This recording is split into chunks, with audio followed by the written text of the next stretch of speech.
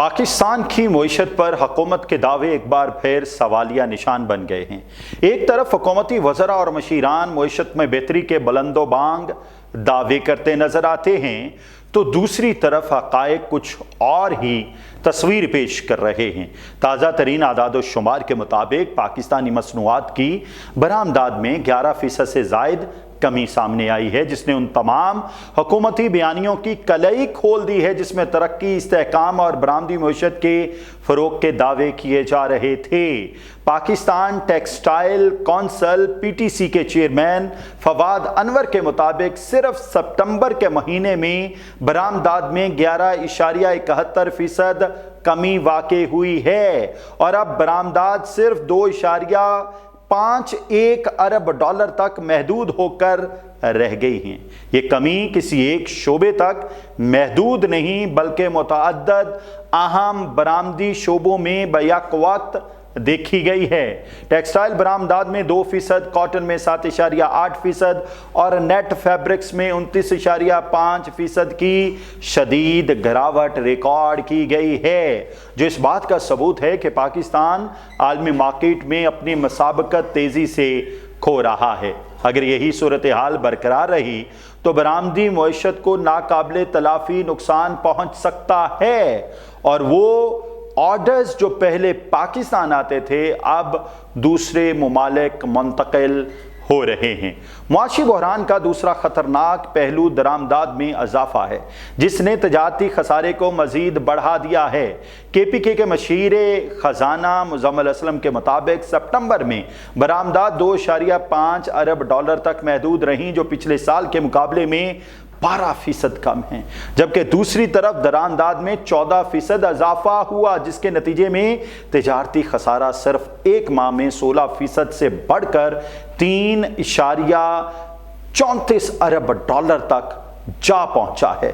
یعنی ایک طرف برآمدات مسلسل گر رہی ہیں تو دوسری طرف درآمدات بڑھ رہی ہیں۔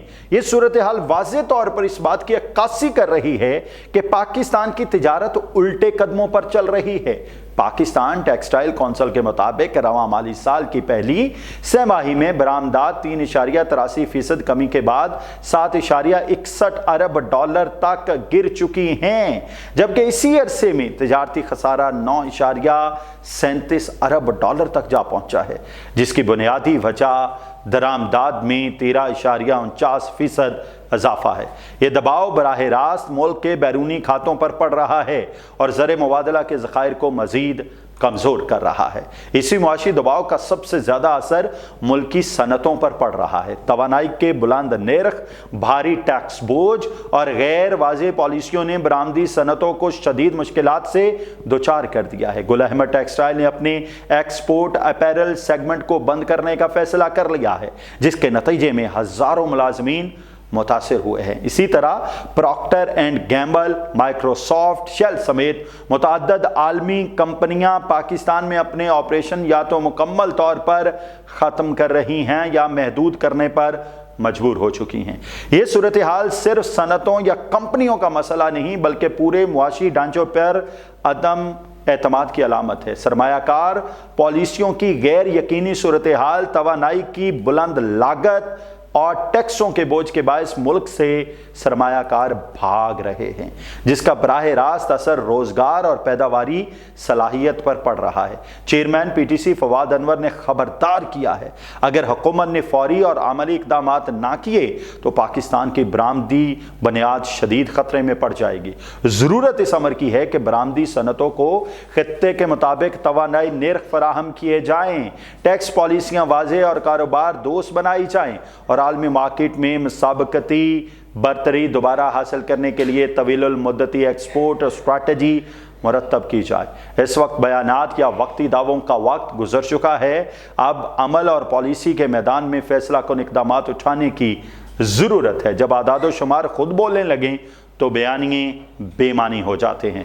پاکستان کو اپنی برآمدی معیشت کو سہارا دینے اور عالمی مارکیٹ میں اپنی ساکھ بحال کرنے کے لیے اب تاخیر کے بغیر حقیقی اصلاحات کا آغاز کرنا ہوگا، ورنہ آنے والے مہینے مزید خطرناک معاشی اشاریے سامنے لا سکتے ہیں۔ خدا تعالیٰ آپ اور آپ کے اہل خانہ کو اپنے حفظ و امان میں رکھے۔ اجازت دیجیے، اللہ حافظ۔